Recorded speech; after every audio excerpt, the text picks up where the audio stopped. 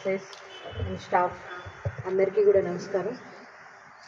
యాక్చువల్గా full ప్లెడ్జ్గా mobilisation పెట్టాలి అనే ఆలోచన ఉండింది నాకు. బట్ మన జిల్లా ఫోర్స్ ఎక్కువ కావడం వల్ల ప్రతి బందోబస్తు కూడా మనల్నే వాడడం స్టార్ట్ చేసింది. దానికి తోడు మన జిల్లాలో కూడా చాలా మటుకు మేజర్ ల్యాండ్ ఆర్డర్ బందోబస్తులు జరిగినాయి గత నెల నుంచి కూడా. ఈ సంవత్సరం అంతా కూడా నాకు ఒక 2 months జనవరి ఫిబ్రవరి అంతా కూడా మొత్తం ఏ రోజు చూసినా ఏదో ఒక బందోబస్తు లాగే అనిపించింది. దానివల్ల సమయాభావం వల్ల ఒక 2 weeks పెట్టడాలనే ఉండే. ఎందుకంటే మనము స్పోర్ట్స్ మీట్కి వెళ్ళినప్పుడు హడావుడిగా ఓన్లీ సెలెక్షన్స్ చేసుకోవడం జరిగింది.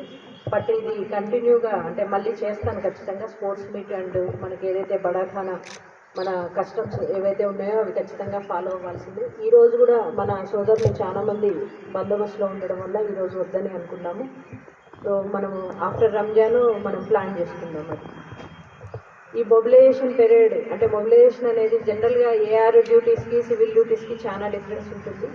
ఏఆర్ వాళ్ళు నిరంతరం 24/7 డ్యూటీలో ఉండేవాళ్ళు.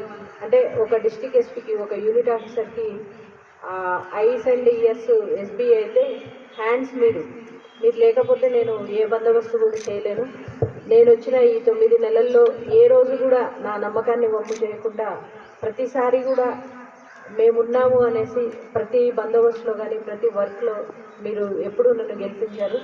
దానికి గెలిపించలేదు. అది నాకు చాలా సంతోషంగా ఉంది. ఎస్పెషల్లీ ఎయిర్ ఫోర్స్లో ఎక్కడ కూడా ఇండిసిప్లిన్ యాక్టివిటీ అనేది నేను ఈ రోజు వరకు నోటీస్ చేయలేదు. ఏది చెప్పినా కూడా ఏ టైం అయినా సరే రాత్రి 1 గంటకు పిలుస్తున్నా కూడా మన వాళ్ళందరూ కూడా వస్తున్నారు. మీరందరూ కూడా ఈ డ్యూటీస్లో మునిగి తేలుతూ ఉన్నారు. ఈ మొబిలైజేషన్ పర్పస్ ఏంటంటే డిఫరెంట్ డ్యూటీస్లో కనీసం మీరు మీ బ్యాచ్మేట్స్ని మీ కొలీగ్స్ని కూడా కలిసి ఉండకపోవచ్చు. ఫ్యామిలీతో కూడా సరిగ్గా మనం టైం స్పెండ్ చేయకపోవచ్చు.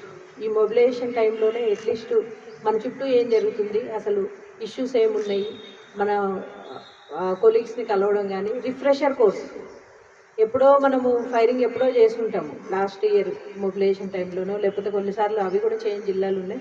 బట్ ఆ ఫైరింగ్ కూడా మనం కంప్లీట్ చేయగలిగాము. అందరు ఫైరింగ్ అయితే చేశారు కదా, ఎస్సానోనా? ఓకే. సో ఫైరింగ్ అయితే చేశాము. ఎవ్రీడే పీటీ అయితే కండక్ట్ చేశారనే అనుకుంటున్నాను నేను.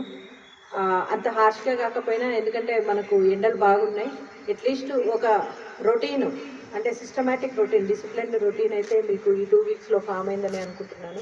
సో ఈ 2 weeksలో మీరు ఏదైతే నాలెడ్జ్ గెయిన్ చేశారో అది రిఫ్రెష్గా ఉంచుకుంటూ నెక్స్ట్ 1 year వరకు, నెక్స్ట్ ఇయర్ మాత్రం మనం పక్కాగా 1 month ప్రాపర్ మొబిలైజేషన్కి వెళ్దాము. సో దట్ మీకు ఎక్కడెక్కడైతే వీక్ పాయింట్స్ ఉంటాయో, మీకు ఎక్కడెక్కడైతే అవసరం ఉందో అవన్నీ కూడా అంశాలన్నీ కూడా మీకు ట్రైనింగ్ ద్వారా కావచ్చు, క్లాసెస్ ద్వారా కావచ్చు చెప్పించడం జరుగుతుంది.